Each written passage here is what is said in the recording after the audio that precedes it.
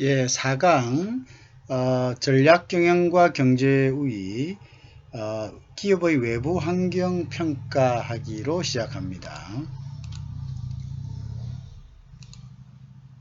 자, 외부 환경 분석이라는 것은 그럼 뭐냐 이거죠. 외부 환경 분석을 통해서 기업은 기회와 위협을 발견하고요. 그 다음에 산업 전체의 평균적인 이익이 어떠한지를 파악합니다. 그쵸? 그 다음에 산업에서의 경쟁 양상을 더 잘 이해하고, 그죠? 전략적 선택에 필요한 정보를 수집합니다. 그죠? 그래서 이제 이 부분들에 대해서 우리가 이제 하나하나 살펴봐야 할 부분들이죠. 그래서,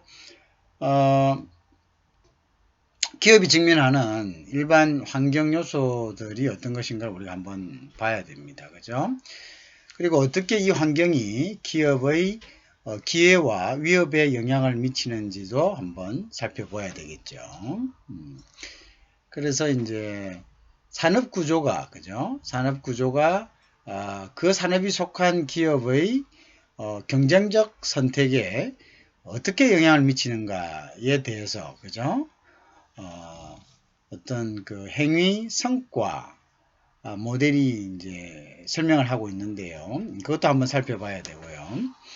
다음 이제 5가지 위협 세력을 우리가 한번 설명해 보고 그 세력이 어떻게 산업의 매력도를 높이거나 낮추는지를 살펴봅니다. 어떤 산업의 경쟁을 분석하는 데 있어서 보완자의 역할에 대해서 한번 살펴봅니다. 그죠? 그 다음에 산업구조의 4가지 본원적 어떤 구조를 기술하고 각각의 구조에 있어서 어떤 전략적 기회를 한번 살펴봅니다. 자, 그래서 조금 전에 얘기했다시피 외부 환경 분석을 통해서 기업은 기회와 동시에 위협을 발견하고요. 그 다음 산업 전체의 평균적인 이익이 어떠할지를 파악을 합니다. 그 다음에 산업에서의 경쟁 양상을 더 잘 이해하게 되겠죠. 그죠? 그 다음에 전략적 선택에 필요한 정보를 수집한다. 이렇게 우리가 정의를 했습니다. 그래서 우리가 보통 이러한 것들을 뒷받침하는 예로서 우리가 음악 스트리밍 사업이 있었죠. 그죠? 음악 스트리밍 사업은 아이디어 단순했습니다. 그러니까 이제 애플 아이튠즈와 같은 온라인 소매점에서 음원 구입해서 내려받지 않아도 청취자들은 원하는 시간에 원하는 음악을 들을 수 있다는 장점이 있었죠. 그죠? 그래서 이 아이디어가 바로 음악 스트리밍 산업을 탄생하게 만들었던 것입니다. 이 음악 스트리밍 사업은 1990년대에 리얼 네트워크에서 처음 시작을 했었죠. 근데 이 리얼 네트워크가는 그죠? 처음에 이 뭐냐면 원 랩소디, 그러니까 리얼 원 랩소디, 그죠? 랩소디로 처음에 이제 명명을 했다가요. 그게 이제 어떤 서비스였냐면은 한 33만 개 정도 달하는 음원을 원하는 시간에 듣게 하고 요금을 월 한 $9 정도로 책정을 했습니다. 그죠? 그래서 여기 이제 2003년도에 출발을 했는데 2009년도에 와서는 회원이 약 80만을 기록을 했습니다. 그죠? 그 다음에 이제 후발 기업들이 뒤를 이제 이런 모델을 기초로 해가지고 뒤를 따랐는데 뭐 여러 가지가 있습니다. 근데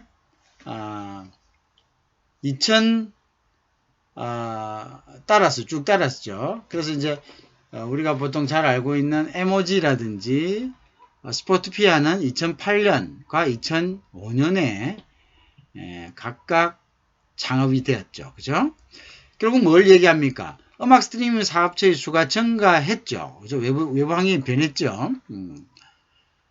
했는데도 불구하고요. 그 다음에 2000년대 중반, 그죠? 스마트폰이 대중화되기 전까지는 그렇게 산업 규모가 크게 증가를 안 했습니다. 그죠? 2000년대 중반까지. 그러니까 초창기 이동 전화는 단지 이동 중에 뭐 전화만 받고 걸고 하는 것이었죠. 그죠? 그래서 우리가 2000년 중반에 스마트폰이 급격하게 이렇게 파급되기 시작했죠. 근데 이제 스마트폰 기능이 추가되면서 어떻게 됐습니까? 우리가 핸드폰을 가지고 인터넷 접근이 가능해지고, 그죠?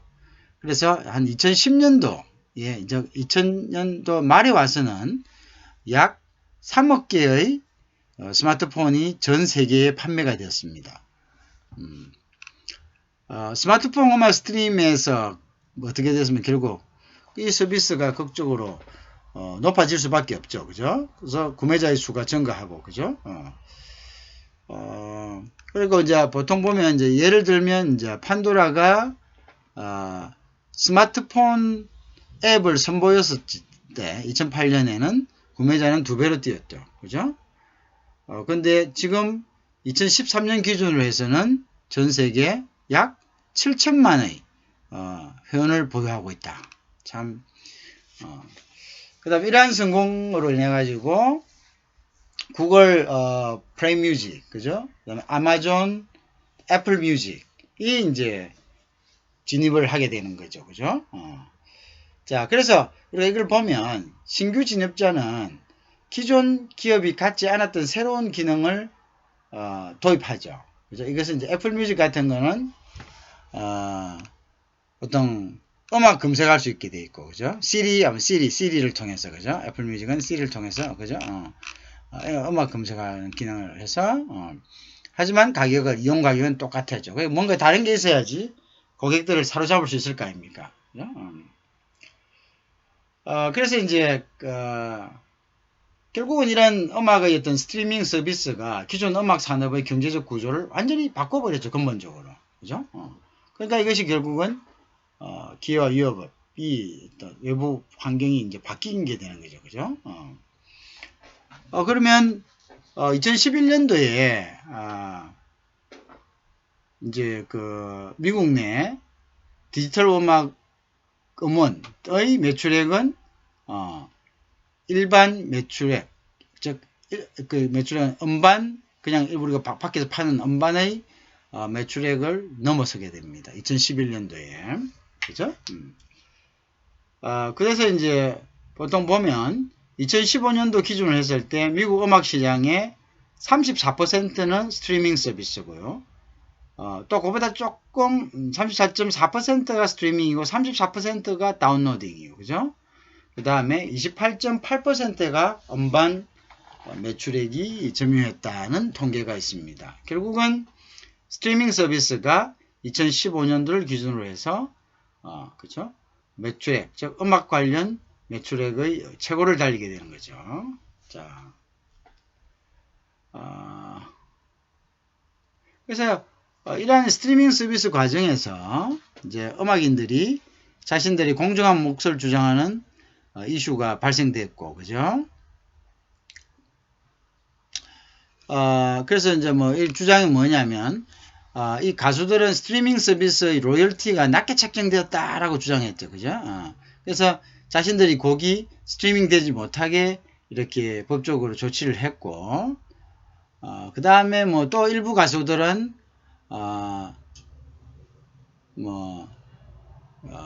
자신들이 유리한 조건으로 스트리밍 서비스를 시작하기도 했고, 그죠? 예를 들어서 보면은, 비욘세, 마돈나, 그 다음에 카니에 웨스트 이런 사람들은 그렇죠. 그렇게 스트리밍에 참여를 했죠. 그죠? 그리고 이제 또 일부의 가수들은 특별한 계약으로서 또 뭐 이런 업체가 계약을 맺기도 하고 하여튼 여러 방면으로 해서 그죠? 이러한 그 스트리밍의 이제 스트리밍 산업이 가속화되는 거죠. 그래서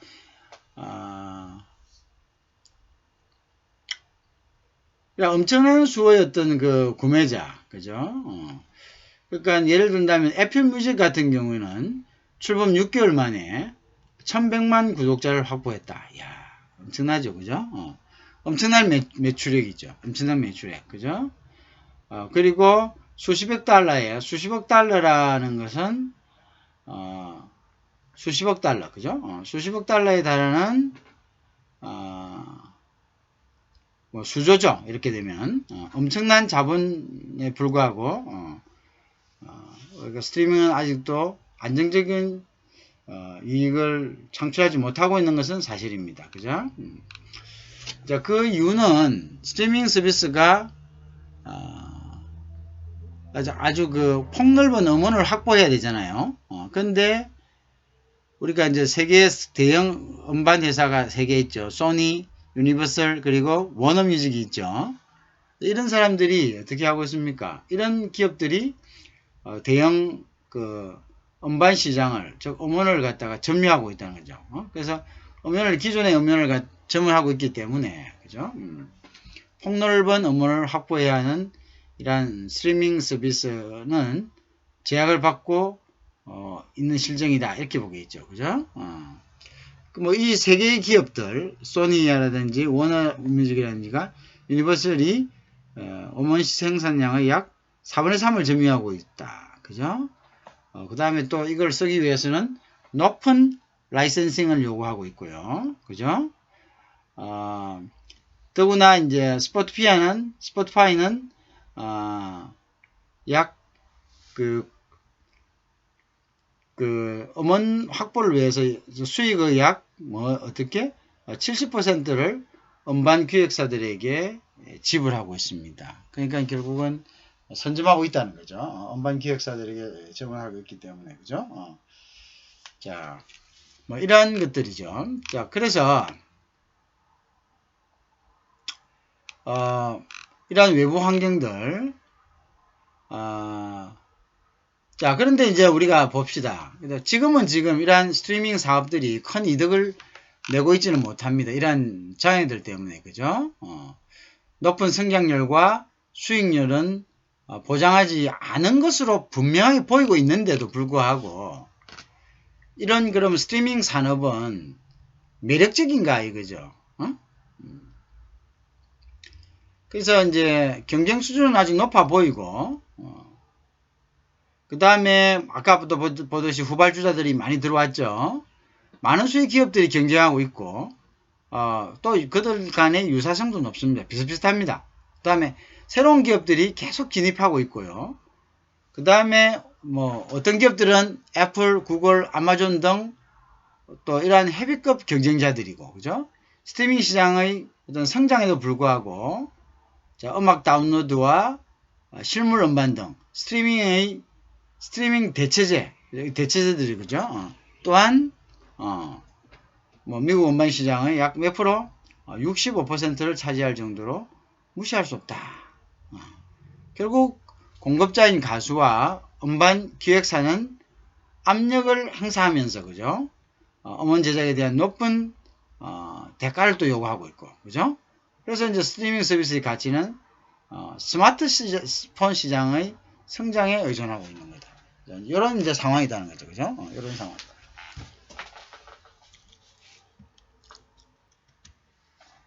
자, 결국은 요약을 하면은 이 스트리밍 시장은 이익을 내기 힘든 시장이다, 이런 이제 것으로 귀결이 될 수가 있겠죠, 그죠? 왜냐하면 스트리밍 시장의 외부 환경, 그죠? 외부 환경은 조금 전에 얘기했던 것처럼 대형 음원사들이 거의 4분의 3을 점유하고 있고, 그죠? 그 다음에 대체제가 있다는 거죠. 대체제라 다운로드라든지 기존의 어떤 음반들, 이런 것들을 보면은 결국은 이 스트리밍 시장은 이득을 내기 힘든 시장이다. 그리고 또 많은 경쟁자들, 그 중에서도 또 빅가이들이 또 있는 거고, 그죠? 그렇다 이거죠. 자, 그래서 우리가 어떤 특정 산업의 매력도를 평가하기 위한 어떤 모델은 어떤 것이 있고, 도구는 또 어떤 것이 있는가에 대해서 우리가 한번 살펴볼 필요가 있다, 그죠? 그래서 어떤 기업이 처한 거시 환경에서의 추세에 대해서 우리가 한번 살펴보고요. 그 다음으로 구체적으로 기업의 산업활동에서 발견되는 어떤 위협과 기회에 대해서도 한번 살펴보는 것이 중요하다 이렇겠죠.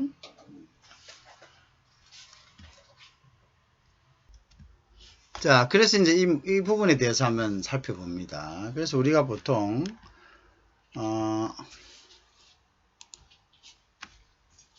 자, 우리 기업이 있습니다. 그래서 기업의 일반 환경은 그러면 어떤 거냐? 그 기업은 특정한 산업에 속해 있죠. 그 산업에는 진입자가 있을 거고요. 그죠? 또 보완자가 있고 경쟁자가 있고 대체자가 있고 그 다음에 구매자가 있고 이제 이러한 환경으로 이루어져 있죠. 그죠? 자, 그래서 보통 기업이 직면하는 위협과 기회의 분석은 그 기업의 일반 환경을 이해하는 것부터 시작해야 합니다. 그죠? 일반 환경은 우리가 보통 이거를 이제 general environment라고 하는데요. 기업의 성장, 전략 성장에 영향을 주는, 그죠? 전략 선택에 영향을 주는, 이것은 광범위한 또는 조류, 타이드 또는 동향, 텐던시죠. 그죠? 자, 이것에 의해 가지고 기업의 환경에 따라서 기업은 생존하기 위해서 전략적 선택을 하는 거죠. 그죠? 자, 그래서 이제 일반 환경은, 뭐 이런 것이 있습니다. 예를 들어서, 상호 관련된 요소들인데요. 기술적인 변화, 인구 통계적인 동향, 그 다음에 문화적 동향, 그죠? 그 다음에 경제적 환경, 법적, 정치적 상황, 그 다음에 특정한 국제적 사건, 이러한 것들에 대해서, 이러한 것들로 우리가 이루어져 있는 거죠.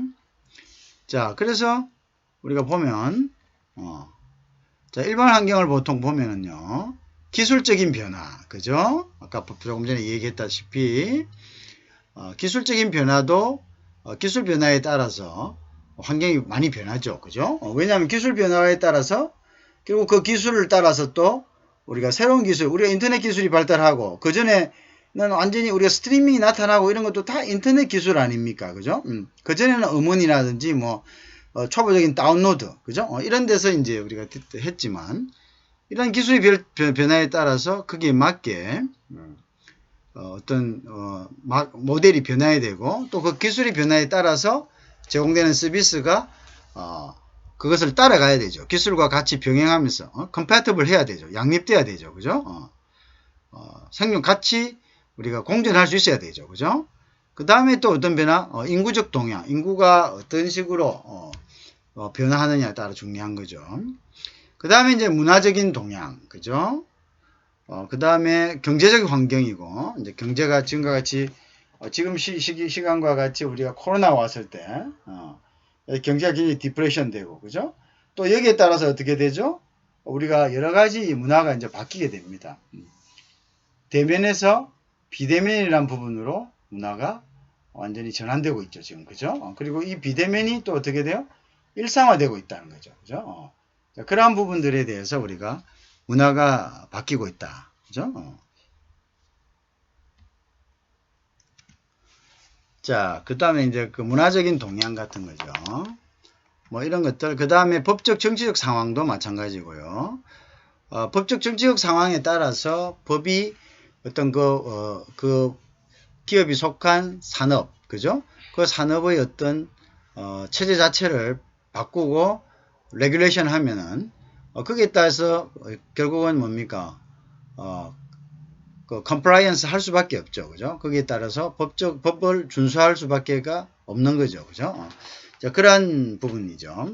자, 이러한 이제 그 특정한 국제적 사건이 일어난다든지 뭐 이러한 것으로 인해 가지고 기업은 이러한 일반적인 환경을 환경의 변화를 가져온다 이렇게 보면 되겠죠. 자, 그래서 보면 우리가 그 뭐 미국의 어떤 특허청장이었던 찰스 듀웰이라는 사람이 있습니다. 이 사람이 뭐라고 얘기를 했냐면요. 발명될 수 있는 것은 모두 발명되었다라고 말한 적이 있습니다. 그렇지만 that is not correct죠. 그것은 근데 틀렸죠. 왜? 그 당시에는 뭐 지금의 시대를 상상할 수가 없죠. 그죠? 1900년도 초기였는데요. 그죠? 자, 그래서 지난 수년간 불과 수년간의 기술의 변화가 그로 인해서 기업이 사업을 영위하는 방식, 그죠?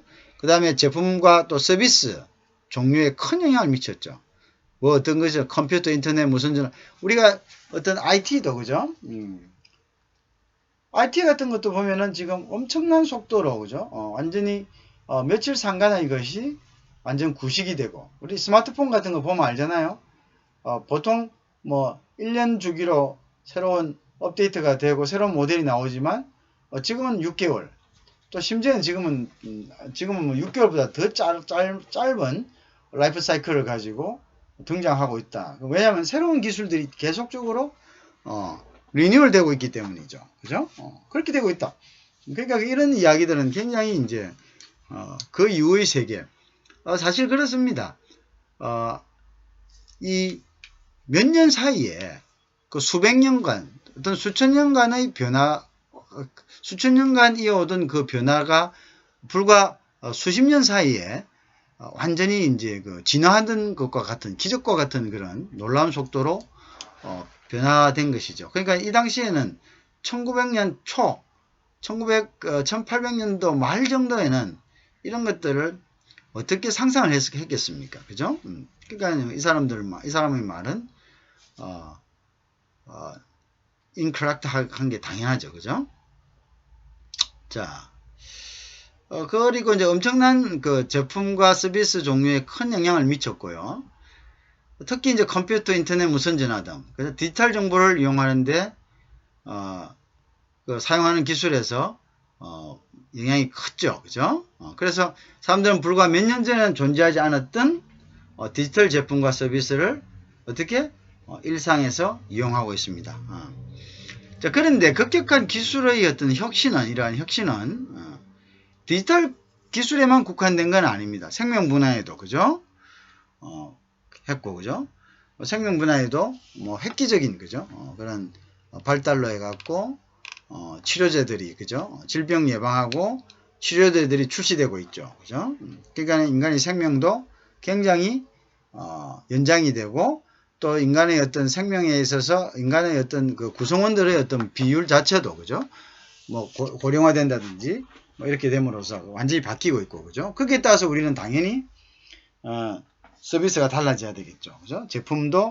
제품의 어떤 포지셔닝이나 제품의 어떤 양도, 그죠? 생산 양도 당연히 달라질 수밖에 없겠죠. 그죠? 자, 그래서 기술의 변화는 기업들이 그 기술을 이용하여 새로운 제품과 서비스를 개발함에 따라 기회를 창출할 수 있죠. 그죠? 맞죠? 아니면 기존 기술과 관련된 전략이 더 이상 현실적이지 않은 경우에는 그게 어떻게 됐죠? 위협으로 창출되는 거죠. 위협으로 나타나는 거죠. 그래서 그게 이제 기술의 개발은 위협도 될 수 있고, 그걸 못 따라갔을 때는 한편으로 그것이 준비되어 있을 때는 하나는 기회가 될 수 있다. 그래서 결국은 위협과 기회는 기술의 변화에도 의해서도 영향을 받게 되어 있다. 그거는 이제 분명한 것 같습니다. 그죠? 자, 그 말은 그 말이고, 그죠? 자, 그래서 이제 자, 그런 것들이 있다. 그 다음에 기술의 변화는 결국 이제 새로운 제품과 서비스를 개발함에 따라서, 그죠? 기회를 창출할 수 있고, 만약 이걸 따라가지 못한다면은 기술과 관련된 전략이 현실적이지 않는 경우에는 위험을 창출할 수도 있는 거죠. 그죠? 위험으로 갈 수도 있다. 그 기억이 어떤 위협으로 갈 수도 있다. 그래서 그 다음에 이제 보면 인구 통계적 동향을 한번 봅니다. 인구 통계, 그죠? 인구 통계는 그냥 한 사회에서 연령별 성별, 기혼 여부, 소득별, 인종별, 그리고 기타 구매 패턴과 연관이 있는 속성을 나타내는 한 개인 분표를 말합니다. 그죠? 인구에 대한 이러한 여러 가지의 기본적인 정보를 우리가 획득함으로써 기업은 제품이나 서비스, 그죠? 이 소비자들이, 우리가 만든 이 제품이 소비자들이 어떤 어트랙티브한지, 매력적인지, 아닌지, 그죠? 그런 것들을 파악할 수 있는 거죠. 그죠? 그 다음에 이제 시장이 있는지 없는지, 그죠? 뭐 그런 것들을, 파악할 수 있는 거죠. 그죠? 그래서 이제 인구의 통계적 추세는, 그는 어떤 잘 우리가 어디에서든 갖다, 저거 할 수 있는 거죠. 그죠? 그래서, 파악할 수 있습니다. 그래서 베이비 부머 시대, 베이비 부머는 베이비를 아주 많이 낳던 시절이죠. 46년에서 64년까지. 그 다음에 이제 그 이후를 X세대라고 합니다. 65년에서 76년까지. 그죠? 다음은 우리가 이제 밀레니엄 세대. 77년에서 95년. 그리고 I세대라고 합니다. 1996년 이후에 탄생한 세대들을 우리가 I세대다. 이렇게 분류합니다. 그죠? 그래서, 그 세대 내의 사람들도 매우 다르지만요. 이 세대 내의 사람들도, 그 세대에 해당하는 몇몇 추세의 기업이, 이 추세, 이 사람들이 가지는 어떤 특성 때문에 기업도 영향을 받는다. 그죠? 이러한 연구들이 또 제시되기도 했습니다. 그죠? 46년에서 64년, 그죠? 그 다음에 X세대는 67년에서 76년, 밀레니엄은 77년에서 95년, 그죠? 77년에서 95년, 그죠? 그리고 96년 이후 세대를 우리는 I세대다 이렇게 부릅니다. 그죠? 자, 이러한 세대별 특성 때문에 기업에 미치는 영향도 달랐다. 왜? 이들은 결국 기업에 대해서는 뭐가 되기 때문이죠? 기업이 되기 위해서는 이들은 결국 고객이기 때문에 그런 거죠. 그죠? 당연히 이제 달라지겠죠. 예를 든다면, 이제, 베이비 부모 세대들은, 지금 구매하고, 나중에 지불하는 소비 패턴을 가지고 있다. 그죠? 또, 그리고 이제 은퇴를 위한 자금을, 충분히 가지고 있지 않다. 이러한 특징을 갖고 있고요. 그 다음에 X세대들은 매우 보수적이고 미래를 위해서 저축을 많이 한다. 참 재밌네요. 그 X세대에 해당하는 사람들이 67년에서 76년입니다. 그죠? 이 사람들은 보수적이고요. 미래를 위해 저축을 많이 한다. 그 다음에 이제 밀레니엄 세대에 해당하는 1977년에서 95년 이 세대들은 쓰기 위해서 버는 스타일로 저축을 많이 하지 않습니다. 77년에서 95년 I세대는 아직 충분히 사회생활을 하지 않아서 그 스타일이 아직 확실히 규정되지는 않아 있습니다. 자, 그래서 금융 서비스를 제공하는 기업들은 이러한 구매자 집단의 관심에 맞춘, 예를 든다면 금융 상품을 제공하죠. 방금 이야기했죠. 그러니까 우리가 베이비 부모는 지금 사고 나중에 보자 이런 식으로 일단 사고 보자. 그런 이제 패턴을 갖고 있고요. 이렇기 때문에 이제 이 사람들은 충분한 자금을 가지고 있다. 은퇴 이후에 어떻게 살아야 할지에 대한 충분한 자금을 가지고 있지 않은데, X세대는 보다 보수적입니다. 그래서 미래를 위해서 저축을 많이 하고요. 그 다음에 이제 밀레니엄 세대는 쓰기 위해서 버는 스타일로 저축을 많이 하지 않습니다. 그 다음 I세대는 충분한 사회생활을 하지 않아서 아직 스타일이 규명되지 않는, 그죠? 자, 그래서 이제 이러한 세대별 특징에 따라서 예를 들어서 금융 서비스를 제공하는 기업은 예를 든다면요, 구매자 집단의 관심 사항에 맞춘 금융 상품을 제공합니다. 그죠? 그래서 이제 보통 베이비 부머 세대들은 저축을 거의 하지 않기 때문에 자동차 할부금 감면 서비스, 그죠?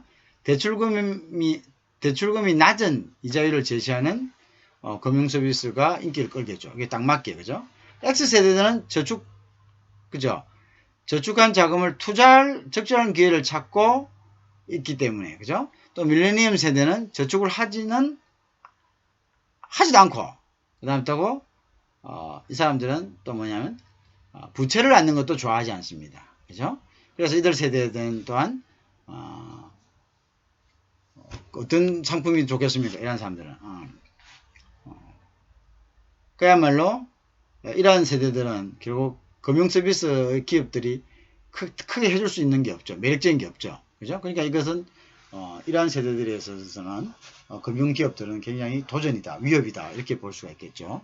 나는, 뭐, 돈도 없고, 저축도 안 하고, 그죠? 그 다음에, 우리는 뭐, 쓰기 위해서 모으는 거니까, 뭐, 부채를 그렇다고 해서 뭐, 가지면서 쓸 필요도 쓰지도 않는다. 굉장히 보수적이다. 그래서, 미안합니다. 이게 X세대는 보수적이고 미래를 위해 저축을 많이 하기 때문에, 그죠? 이제 그런 밀레니엄 세대는, 쓰기 위해서 버는 스타일이기 때문에 저축을 많이 하지 않습니다. 그렇다고 빚을 내서 쓰지는 않습니다. 그죠? 빚을 내서 쓰는 것은, 베이비 부머 세대들입니다. 그죠? 이 사람들은 일단 구매하고 나중에 지불한다. 뭐 이런, 그죠? 자.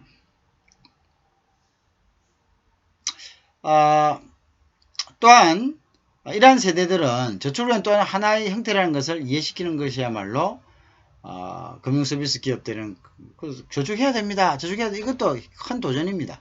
저축해야 된다고 이야기한다고 이 세대들이 쉽게 그걸 또 받아들이지도 않죠. 그죠? 그래서 이제 이런 예를 들어서 금융서비스 기업으로 봤을 때는 X세대와 밀레니엄 세대는 모두 베이비 부머 세대보다는 소셜미디어에 익숙한 반면 X세대는 직접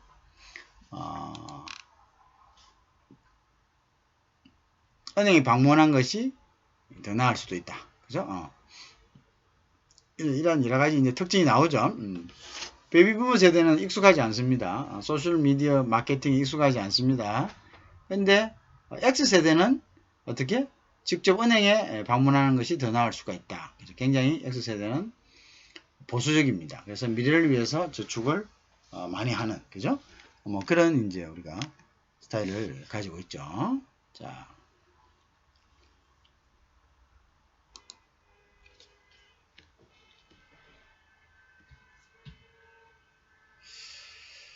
자, 그래서 이제 그런 것들을 이제 보면 우리가 좋은 예가 될 수 있었습니다.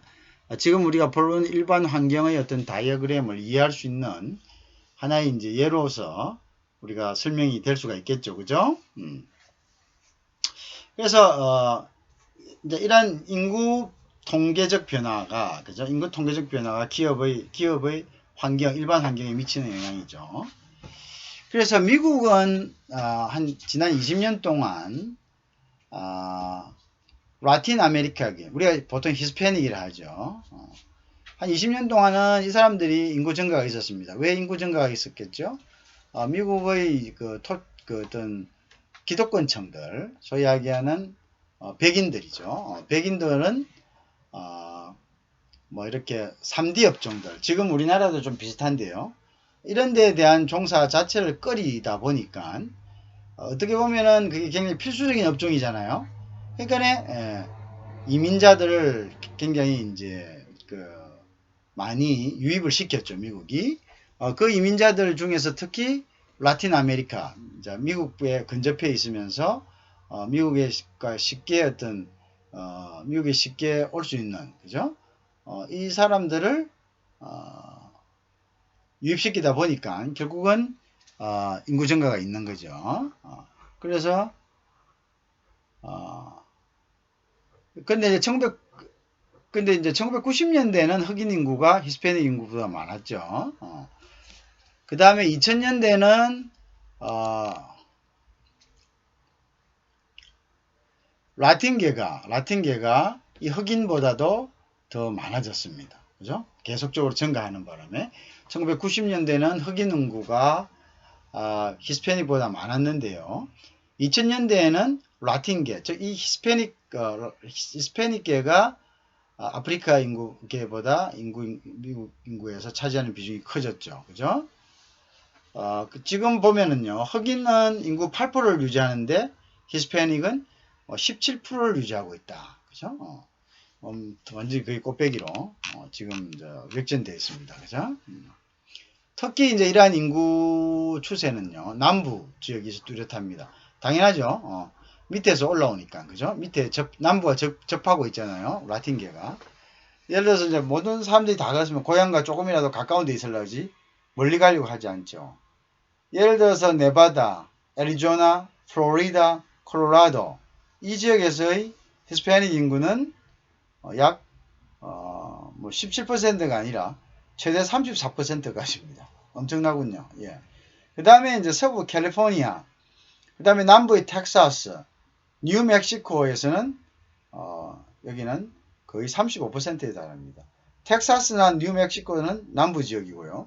캘리포니아는 서부 지역인데 이제 캘리포니아는 그만큼 이제 이렇게 잡들이 그죠? 많이 이제 개방화되어 있고 어떤 그 소수민족들이 이러한 이민자들이 일할 수 있는 이런 일들이 많죠. 항구라든지 뭐 여러 가지 이런 어떤 그 부분들이 많이 있죠, 그죠? 여기는 이제 거의 뭐 35%에 달한다. 자, 이러한 이제 인구 통계적인 것도 결국은 어떻게 일반 환경이다, 그죠?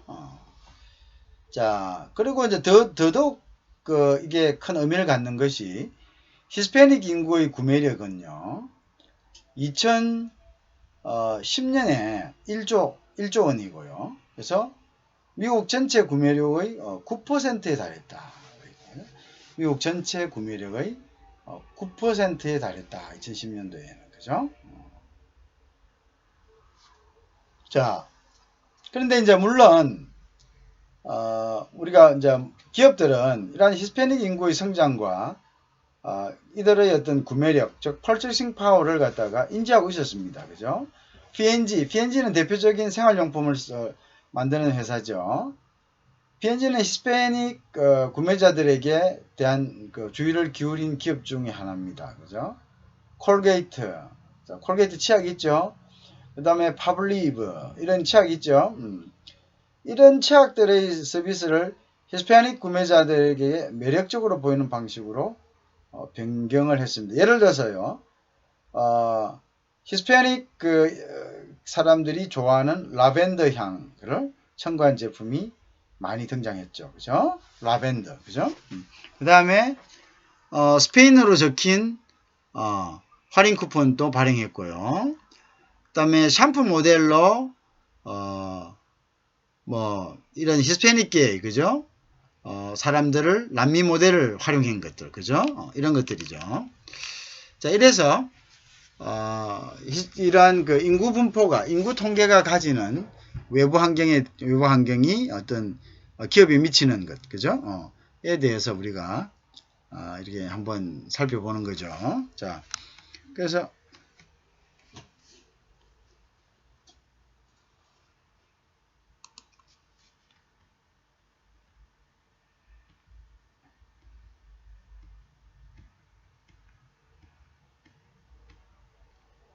자, 이제 그 다음에 다시 한번 봅니다. 그래서,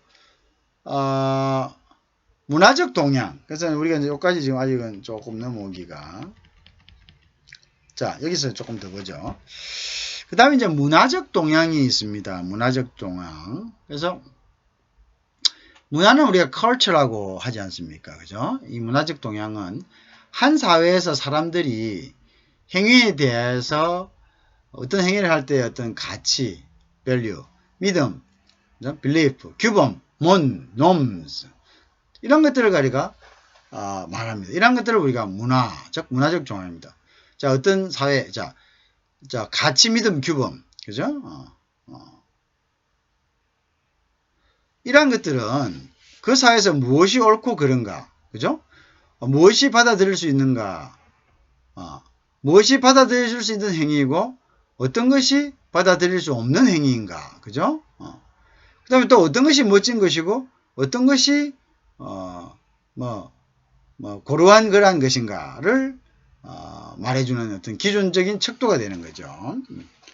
내 행동이 받아들일 수 있는 것인가, 받아들일 수 없는 것인가, 어떤 것이 멋진 것이고 어떤 것이 그렇지 못한 것인가, 그죠? 그다음에 문화적 변화, 문화가의 상위성을 이해하지 못하면 기업은 경쟁 우위를 획득하는데 큰 차질을 빚을 수가 있는 거죠. 당연한 거죠, 그죠? 자, 우리가 보통 보면 그죠, 기업들이 어떤 사회적 지탄 대상이 됐다 보면 그 기업에 대한 보이콧을 하고, 그죠? 그 상품을 갖다가 구매하는 것을 리젝션하고, 그죠? 이러한 현상들이 비일비재하게 나타나는 거죠. 그것은 그 기업이 그 사회, 즉 그 진출하려는 사회의 놈즈, 규범, 그죠? 그래서 그런 놈즈에 대한 어떤 그러한 인식이 없는 거죠, 그죠? 그러한 것들에 대한 그 밸류라든지 믿음에 대한, 그죠? 그러니까 이 밸류나 믿음이나 규범은 모두 그 사회에서의 행동의 잣대가 되는 거죠. 그 사회에서 행해지는 행동의 옳고 그름의 잣대가 되는 거죠, 그죠? 자, 그래서 문화적 변화 또는 문화 간 상위성을 이해하지 못하면 기업이 경쟁 우위를 획득하는데 큰 차질을 빚을 수가 있습니다.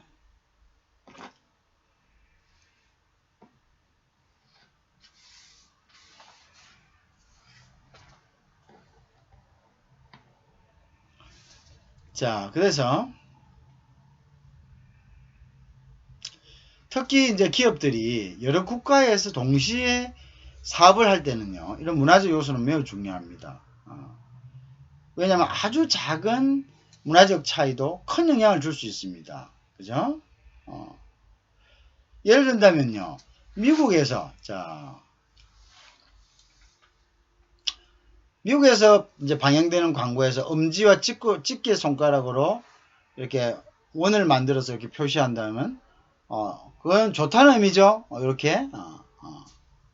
근데 이게 이제 브라질에서는 같은 동작은 저속하고 공격적인 의미를 가집니다. 그러니까 우리가 여러분들이 글로벌 마케팅을 배우면은 글로벌 마케팅에 이제 나오는 제일 첫 장에 나오는 것이 환경이죠. 문화적 환경, 정치적 환경, 법적 환경, 사회적 환경 이런 것들이 나옵니다. 그래서 이제 그 대표적인 건데요. 일단 특정 국가에서는 굉장히 좋은 의미로 받아들여지는 색깔이 있어요. 근데 이것이 특정 국가로 가면 이것은 정반대의 의미로 받아들여진다. 그죠? 그러면 우리가 그런 것들을 우리가 만약에 모르고 접근했다가는 이것은 큰 코를 닥치게 되는 거죠. 그죠? 그거하고 마찬가지죠. 그죠? 자, 터키 기업들은 여러 국가에서 동시에 사업을 할 때 그렇고요. 자, 아까 얘기했죠. 그 다음에 이제 미국 같은 경우에 예를 든다면 광고에 등장하는 결혼식에서 흰옷은, 그죠? 중국에서는 혼란스러운 의미를 줘. 중국이나 홍콩에서는 흰옷은 상복입니다. 일종의 상복, 그죠? 그쵸? 중국에서는 상복, 그죠? 미국에서는 약혼 반지를 구매하지만 독일에서는 남자가 구매하고 미국에서는 독일에서는 여자가 약혼 반지를 구매하고 미국에서는 남자가 구매하지 합니다. 그죠? 그 다음에 일본이나 프랑스에서는 남자들이 여자 동료를 대하는 태도와 그 다음에 미국에서 남자들이 여자 동료를 대하는 크게 다를 수 있다. 그죠? 그러니까 기업이 처한 문화적 상황을 얼마나 잘 이해하는가가 결국 기업이 경쟁 우위를 창출하는 아주 중요한 요인이 된다. 이렇게 이제 볼 수가 있습니다. 그래서 우리가 문화적 환경 이거는 어디에 가든 그죠? 아주 그 중요한 하나의 척도가 된다. 이렇게 볼 수. 자, 다음으로 우리가 이제 알아야 될 것이 바로 이 경제적 환경입니다. 그래서 이 경제적 환경은 기업이 속한 경제의 전반적인 상황을 이야기한다. 전반적인 상황을 이야기한다. 그죠? 그래서 이제 보면 결국 이제 경제적 상황은 역사적으로 다양한 양상을 보여왔는데요. 경기가 좋을 때, 그죠? 이때는 뭐 제품과 서비스에 대한 수요는 많고, 그 다음에 이제 실업률이 낮은 때가 지나가면은요, 불경기가 오곤 했고, 뭐 이런 사이클이 있었죠. 그죠? 그래서 우리가 경제가 활발하지 않는 것을 리세션이라 합니다. 경기 후퇴라 하고, 그 다음에 이제 이러한 리세션이 수년간 계속됐을 때는 우리는 불황, 즉 디프레션이라 합니다. 그죠? 리세션에서 디프레션, 그죠? 호황에서 경기 후퇴, 그죠? 그리고 불황으로 이어지는 경기 순환, 즉 비즈니스 사이클이 계속되는 거죠. 그죠? 순환을 합니다. 자, 그래서 이러한 것들에 있어서 어떠한 지금 지점이 있는가라는 것을 파악하는 것은 중요한 거죠.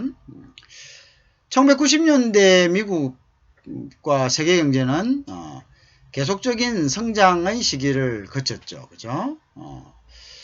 이제 보통 이제 정부가 이자율을 통해 경제를 관리할 수 있죠. 이자를 올림으로써 결국은 어떻게 되죠? 외부에서 돈을 대출받는 것을 막음으로써 경기 과열을, 그죠? 조금 더 막고, 또 그 돈을 더 풀어서 이자율을 낮춤으로써 돈을 더 풀므로써 경기를 갖다가 활성화시키고 뭐 이런 거죠. 자, 그런데 이제 경기가 호황되면 반드시 후퇴, 즉 리세션이 오고 디프레션이 올 수 있다는 거, 그죠? 이제 이러한 것들을 우리가 잘 알기 때문에, 이러한 비즈니스 사이클을 잘 알기 때문에, 그죠? 그래서 이제 이러한 경기 순환, 즉 비즈니스 사이클은 1990년대 이후에 이제 한두어 차례 발생을 했습니다. 그죠? 그래서 이것과 관련해서 2001년 무렵에 기술 관련 법을 붕괴가 됐고, 결국 이것이 2008년 신용위기 사태가 왔습니다. 그죠? 이러한 것들이 우리가 이제 결국은 비즈니스 클라이미트다, 즉 경제 환경이다. 그죠? 자, 그래서 결국은 이 경제적인 것이 어떤 많은 어떤 기업의 어떤 외부 환경으로서의 영향을 미치지만 이러한 경제 위기를 궁극적으로 방지하지는 못한다. 그죠? 이건 하나의 어떤 사이클적인 어떤 특성을 나타내고 있다. 그죠? 그런 특성을 가지고 있다는 것을 우리가 알아야 되고, 지금 우리 외부 환경에서 경제적 환경이 어떤 상태인지, 그죠? 이것이 리세션인지 디프레션인지 아니면 호황인지, 이러한 것들을 파악하는 것도 굉장히 중요한 의미를 가진다. 이렇게 보고 있겠죠. 그 다음에 이제 법적 정치적 상황이죠. 그래서 legal and political condition입니다. 그죠? 자, 기업에 영향을 주는 법률, 법적 시스템, 그리고 정부와 기업 간의 일반적인 관계를 우리가 의미합니다. 그죠? 이러한 법률과 기업, 정부의 관계는 나라마다 굉장히 상이합니다. 예를 들어서 일본에서 기업과 정부의 관계는 매우 밀접하고 협력적입니다.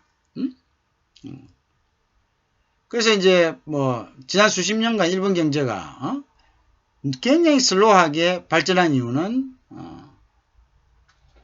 그 다음에 뭐냐면 정부가 특정한 기업들, 그죠? 특히 은행들, 대형 은행들 은행들에 대해서요, 성과에 악영향을 미치는 구조조정 정책을 펴지 못했기 때문이다. 그렇게 했기 때문에 굉장히 그 컨디션이 있다. 반면에 자, 그래서 이제 법적 정치적 다섯 번째 요소인 이제 정치적 사항 legal and political condition입니다. 그죠? 아까 얘기했다시피 그런 부분들을 우리가 이제 쭉 봤죠. 그래서 이제 일본 같은 경우는 이런 기업들과 정부 간의 어떤 밀착도가 너무 강해서 정부가 실질적으로 국가에 도움이 되는 그런 정책들을 시행하지 못하고 있기 때문에 경제 발전이 굉장히 더디다라는 것들을 이제 얘기하고 있습니다. 그래서 이제 이제 일본과 같은 일본의 정부과 몇몇의 기업들, 특히 대형은행들과의 관계도 있지만 미국 같은 경우는 정부의 관계가 이제 역사적으로 보면 미국 정부는 기업에 제약을 줄 수 있는 엄격한 반독점법과 환경보호법을 시행했죠. 그래서 이제 정부는 반독점법을 어떤 국가는 덜 엄격하게 적용을 이제 미국이 어떤 이렇게 역사가 진행되면서 어떤 정부는 기업에 대해서 좀 프렌들리하고 어떤 정부는 또 좀 레스 프렌들리한 이제 이러한 정책들을 취해왔다는 거죠, 그죠?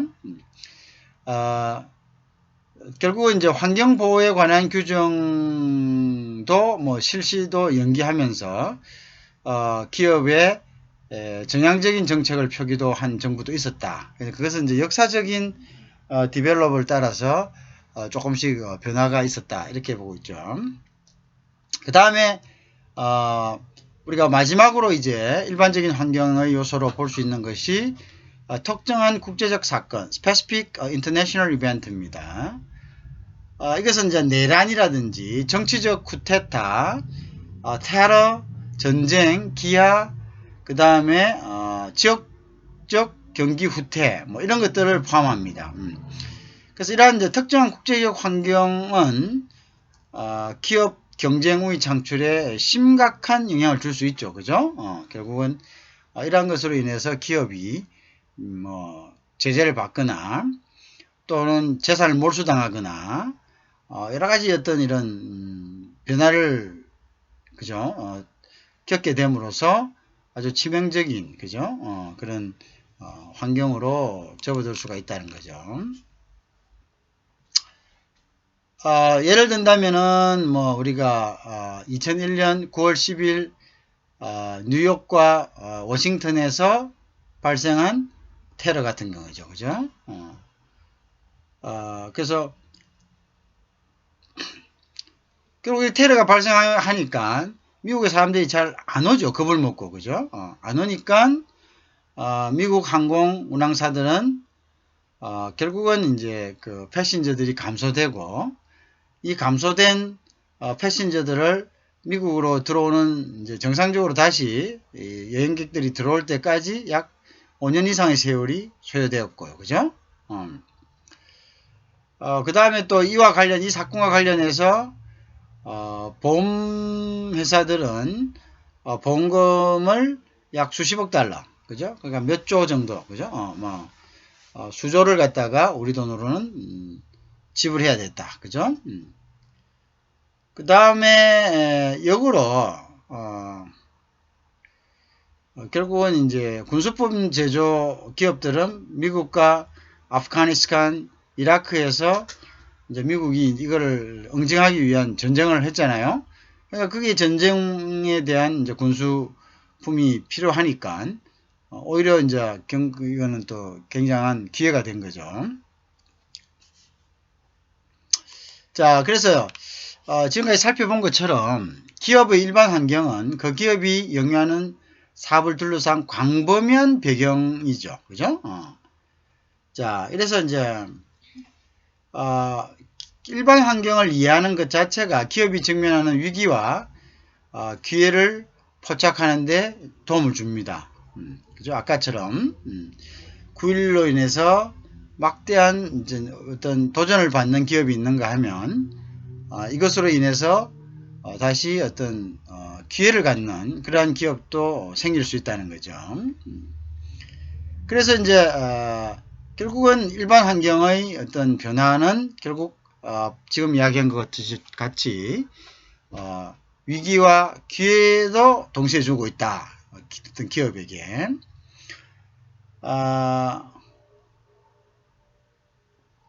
그런데 보통 일반 환경은요, 기업을 둘러싼 보다 좁은 범위의 환경, 즉 로컬 인바이먼트를 통해서 간접적으로 영향을 주는 경우가 더 일반적입니다. 그죠? 그래서 이제 전략 경영에 있어서 어느 기업이 당면한 위험과 기회를 잘 이해하기 위해서는 결국은 일반 환경의 분석도 중요하지만 보다 좁은 범위의 환경을 이해하는 것도 굉장히 의미가 있습니다. 그죠? 자, 그래서 이제 그런 의미에서 우리가 좀 더 어떤 좁은 환경의 범위를 이해할 수 있는 그런 이제 기법들, 그죠? 이런 것들을 한번 보는 것도 의미가 있겠죠. 자, 그래서 한번 보면요. 이제 여기까지는 이제 설명이 됐고요. 자, 그래서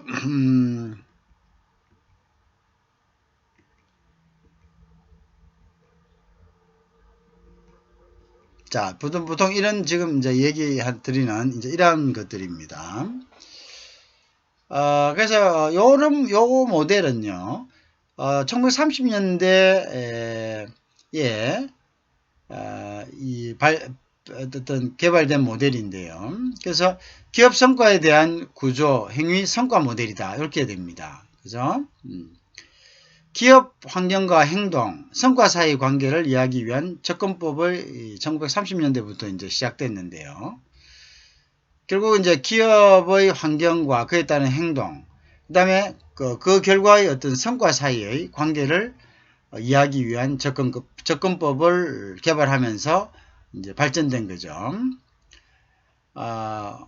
기업 내의 경쟁을 저해하는 요인들을 찾아서 정부가 이 요인들을 제거하여 산업 내 경쟁을 유도하는 정책을 펼 수 있도록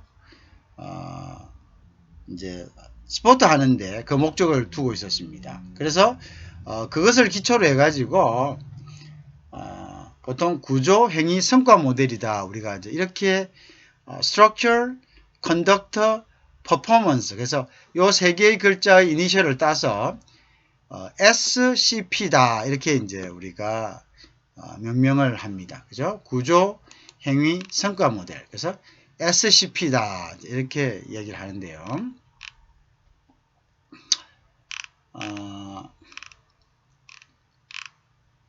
그 모델을 우리가 보면 구조는 산업구조를 말합니다. 그죠? 산업구조. 그래서 이제 이 산업구조는 산업 내의 어떤 그 경쟁자의 수, 그죠?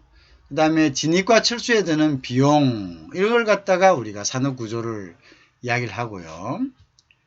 그 다음에 어떤 것들이 있냐면은 행위는 산업 내에서 기업들이 행하는 행위를 말합니다.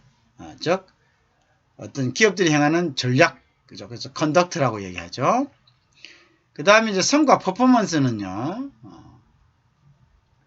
여기서는 이제 개별 기업의 성과와 그 다음에 전체 사회의 경제적 성과를 의미합니다. 그래서 개별 기업의 성과와 전체 사회에서의 경제적 성과를 우리가 이거를 퍼포먼스다 이렇게 이야기합니다. 그죠? 이 개별 기업의 성과와 전체 사회에서의 경제적 성과는 모두 둘 다 중요한 성과입니다. 그죠? 자, 그러나 전략경영 과정에서의 성과는 어떤 사회적 성과보다는 개별 기업의 성과에 초점을 맞추고 있습니다. 그죠? 그래서 개별 기업의 성과와 전체 사회의 경제적 성과의 관계는 단순하지는 않죠. 그죠? 단순하지 않습니다. 자, 그래서 산업 구조와 기업 행위, 그죠? 그 다음에 기업 성과를 연결하여 논리를 이제 산업 구조와 기업의 행위 그리고 기업 성과 이 논리를 이제 잘 연결한 거죠. 그죠? 그래서 이것이 SCP의 어떤 모델입니다. 그죠? SCP를 자 그래서 이제 어느 기업이 속한 산업의 여러 특성들은 그죠? 그 기업이 내릴 수 있는 의사결정의 범위를 결정한다. 어느 기업이 속한 사회의 여러 특성들, 그 여러 특성들이 뭡니까? 환경이죠. 그죠? 그것은 그 기업이 내릴 수 있는 의사결정의 범위를 결정합니다. 그죠?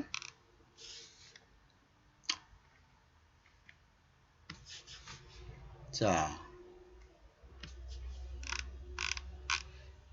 자, 그래서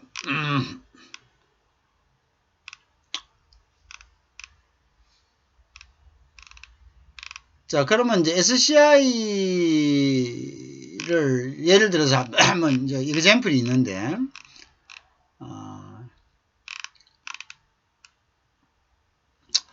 자, 잠시 우리가 그 example을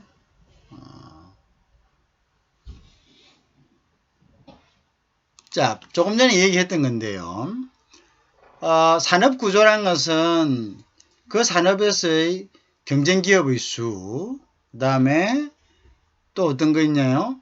제품의 유사성, 그죠? 그 다음에 진입과 철수의 비용, 그죠? 이런 코스트들, 그죠? 이런 것들이 이제 산업구조고요. 이 산업구조에서 이러한 환경에서 기업이 할 수 있는 어떤 행위들, 경쟁 우위를 획득하기 위한 기업의 전략이 이 행위에 해당하겠죠. 자, 그로 인해서 우리는 두 가지 성과를 측정하는데, 하나는 사회 수준이고 하나는 기업 수준입니다. 그렇지만 이제 전략적인 어떤 전략 경영적인 차원에서는 우리는 사회 수준의 성과보다는 기업 수준의 성과에 더 포커스를 둡니다. 그래서 경쟁률이 있는지, 그 다음에 경쟁 가치 있는지, 또는 임시적이거나 또는 지속적인 경쟁 우위에 있는지, 그죠? 이런 것들을 우리가 성과로 측정하고요. 그 다음에 사회 수준에서는 생산과 분배의 효율성, 그죠? 이건 좀 이제 경제학적인 측면이죠. 그 다음에 고용 수준, 이제 진보, 뭐 이러한 부분에 대해서 평가가 이루어지는 것을 우리가 성과 면에서의 이제 평가다, 이렇게 보고 있습니다. 그죠? 성과 면에서의 평가다. 자, 그래서 이제 여기 보면 산업 구조라는 것은 자, 결국은 뭘 얘기한다 했죠? 산업 구조는 어떤 그 산업에 있어서의 경쟁 기업의 수라든지, 그 다음에 제품의 유사성, 그죠? 그 다음에 진입과 철수의 비용, 그죠? 이러한 것들을 우리가 그 기업이 속해 있는 산업의 구조다, 이렇게 파악을 하는 거죠.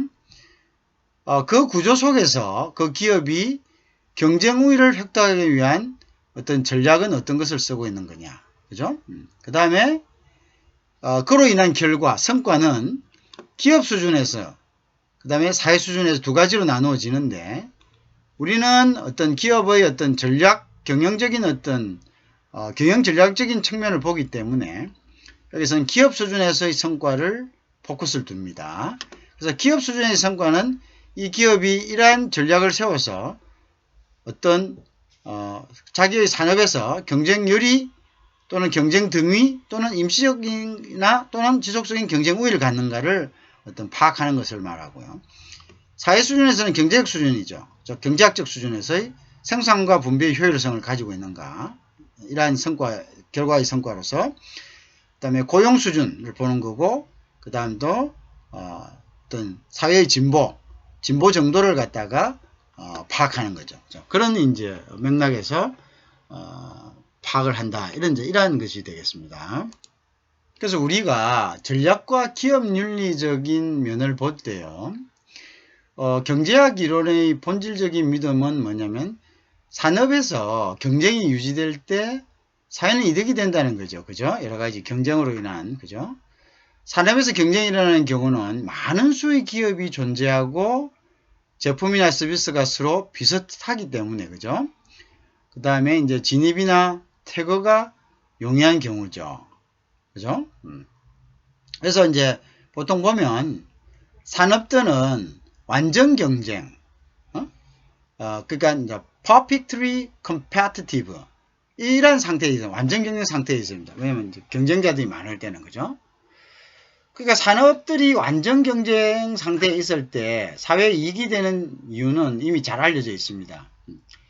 자, 그러한 산업에서 기업들은 끊임없이 비용을 절감하고 품질을 향상시키게 하기 때문에 소비자들은 보다 낮은 가격으로 높은 품질의 제품을 사용할 수 있게 되는 거죠. 그것이 결국 뭡니까? 산업에서 경쟁이 유지될 때 사회가 이득이 된다는 그게 되겠죠. 그죠? 자, 근데 이제 그러니까 기업 입장에서는 일단은 자기 경쟁자들이 있기 때문에 비용을 절감하고 품질을 향상시켜야 되는데 그렇지 못하면 이렇게 하기 위해서는 어떻게 돼? 혁신이 있어야 되겠죠. 그죠? 혁신하지 않으면 생존하기 힘듭니다. 그죠? 그래서 저비용, 고품질, 그리고 적절한 혁신이죠. 그죠? 이러한 적절한 혁신이 결국은 이제 기업으로부터 물건을 구매하는 수매자들에게 이익이 되고요. 따라서 일반 사회의 복지에도 공헌하게 되는 거죠. 그쵸?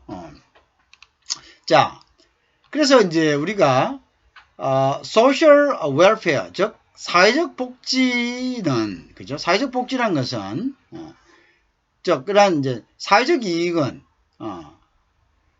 결국 말해서 그 SCP 모델을 사회적 모델 이익을 위한 그 어떤 모델이 결국 SCP 모델입니다. 그죠? SCP 모델이다. 그죠? Structure, Conduct, 그리고는 어떻게 거기에서 이제 나오는 퍼포먼스죠. 결국 이 SCP 모델은 완전 경쟁이 일어나지 않는 산업, 즉 그러면 결국은 뭐냐면 완전 경쟁이 일어나지 않는 사람이 어느 거냐. 이게 완전 경쟁이 일어나야지 사회가 결국은 뭡니까? 이득이 되는데 완전 경쟁이 일어나지 않는 산업이 어떤 거냐라는 것을 찾아내기 위해서 이 모델이 사실은 적용되었던 거죠. 그죠? 자, 그래서 즉 사회적 복지가 그죠? 아까 P 중에 뭐가 있습니까? 퍼포먼스 중에서는 사회적 성과죠. 사회적 복지가 일어나지 않는, 극대화되지 않는 산업을 찾아내기 위해서 이용됐던 모델입니다. 그죠? 그래서 이제 이러한 산업들이 만약 발견이 되면은 정부는 이러한 산업 내에서는 경쟁을 다시 부추기는, 그죠? 경쟁을 하게 만드는 조치를 취할 수 있고, 그죠? 그렇게 따라서 결국은 사회적 복지도 높아질 수 있는 거죠. 그죠? 그래서 이제 이러한 것이 원래가 SCP 모델의 어떤 원래의 어떤 그 태생인데요. 태동의 배경인데요. 근데 이제 이 전략경영 분야의 학자들은 이 SCP 모델을 완전 반대로 적용했죠. 자, 무슨 말이냐면 이제 이거를 역으로 이용해서 자, 경제학자들은 완전 경쟁을 만들지 않는 산업군들. 그래서 그로 인해서 사회적 보장이 발생시킬 수 않는 이러한 기업들을 찾아내는 데 이용을 했는데 역으로 한다면은 결국은 다른 말은 뭡니까? 완전 경쟁을 즉 완전 경쟁 즉 전략적 경쟁 우위를 획득한 기업을 찾아내는데도 쓸 수 있다는 이야기가 되지 않습니까? 그죠? 완전 경쟁을 발생시키지 않는 기업을 찾아내는 것을 역으로 한다면은 완전 경쟁을 일으켜서 즉 완전 경쟁을 일으킨다는 것은 뭡니까? 완전 경쟁 하에서 경쟁 우위를 갖기 때문에 결국 뭡니까? 완전 경쟁을 하면서 생존한다는 이야기가 되겠죠. 그죠? 그러면 그 생존은 결국 어떻게? 사회적 어떤 이득도 되고 그 기업의 경쟁 우위도 확보하는, 그죠? 그 똑같은 목적을 달성하게 되는 거죠. 자, 그래서 SCP 모델에 있어서 전략경제학자들은 사회적 경제에 대한 복지에 대한 어떤 성과보다는 기업 자체의 어떤 경쟁력 우위를 확보하는 그러한 어떤 모델로서 이 모델을 적용했다는 거죠. 그쵸?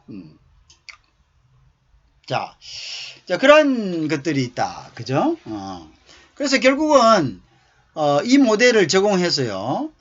기업들이 경쟁 우위를 획득하여 평균 이상의 성과를 거둘 수 있는 산업을 찾아내는데 이용했죠. 그럼 기업들이 이제 어떤 시간에 우리 지금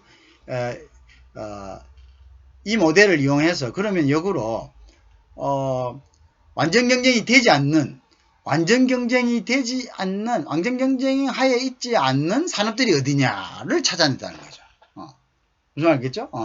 결국은 국가적인 차원에서 이러한 완전 경쟁이 되지 않는 산업들은 사회복지에 기여하지 않는 산업군이 되지만 기업의 입장에서는 이러한 산업군들은 오히려 더 기회의 산업이 된다. 그죠? 경쟁이 약하기 때문에. 그래서 거기에서 어떤 경쟁력을 더더욱 갖출 수 있다라고 이제 기업은 역으로 판단을 하는 거죠. 그죠?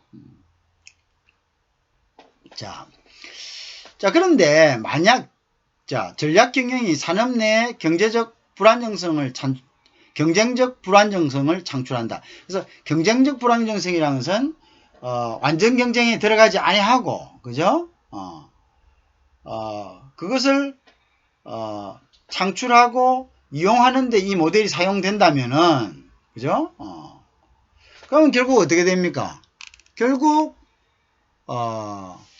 소수기업만이 이득을 보고 이 모델로, 그죠? 결국 사회 전반의 복지를 희생시켜야 하는 것을 추구하는 그러한 학문이 아니냐라는 어떤 반론을 제기하는 거죠. 야, 이거 뭐야? 이건 결국은 이 학문이란 것은 몇몇의 어떤 기업의 이득을 위해서, 그죠?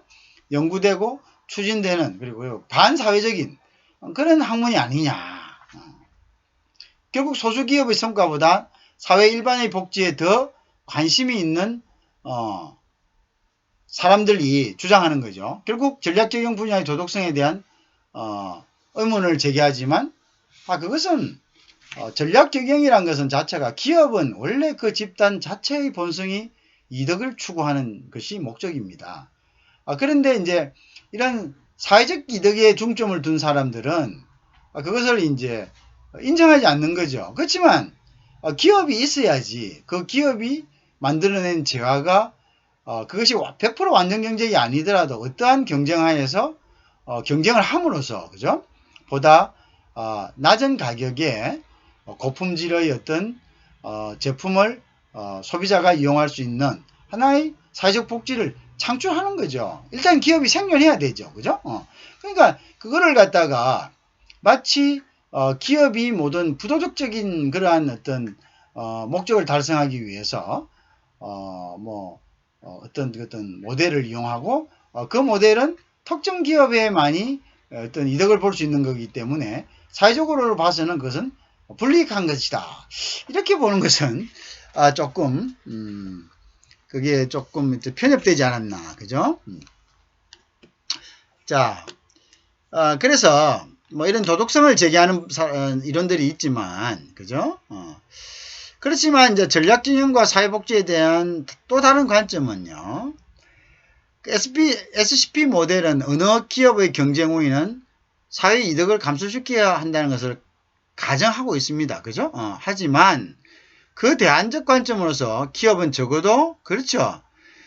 부분적으로 구매자 욕구를 경쟁자보다 더 효과적으로 그렇죠. 대응하기 때문에 경쟁 우위를 갖는다는 거죠. 기업이 경쟁 우위를 가질 때는 적어도 무슨 말입니까? 적어도 그게 100% 이래서 완전 경쟁이 돼서 거기에 대한 어떤 경쟁자들이 경쟁함으로써 어떤 만들어지는 성과물, 결국 저비용의 고품질의 어떤 제품을 그 성과물의 과실을 구매자들, 저 국민들이 따먹어야 된다. 물론 그것을 100% 충족시키지 없지만 기업이 경쟁력을 갖는다는 말은요. 그것은 적어도 어느 정도까지는 어떻게 이렇게 경쟁력을 갖습니까? 경쟁이 완전 경쟁은 되지 못하더라도 적어도 독과점 되지 않는 상태에서의 경쟁력을 갖는다는 것은 그 기업이 무엇을 가지고 있었다? 그 기업이 적어도 구매자를 충족시키는 최소한의 어떤 성과를 주고 있다. 이렇게 봐야 되죠. 그죠? 그러지 않으면 그 기업은 도태되는 거죠. 경쟁 우위에 있을 수 없는 겁니다. 그죠?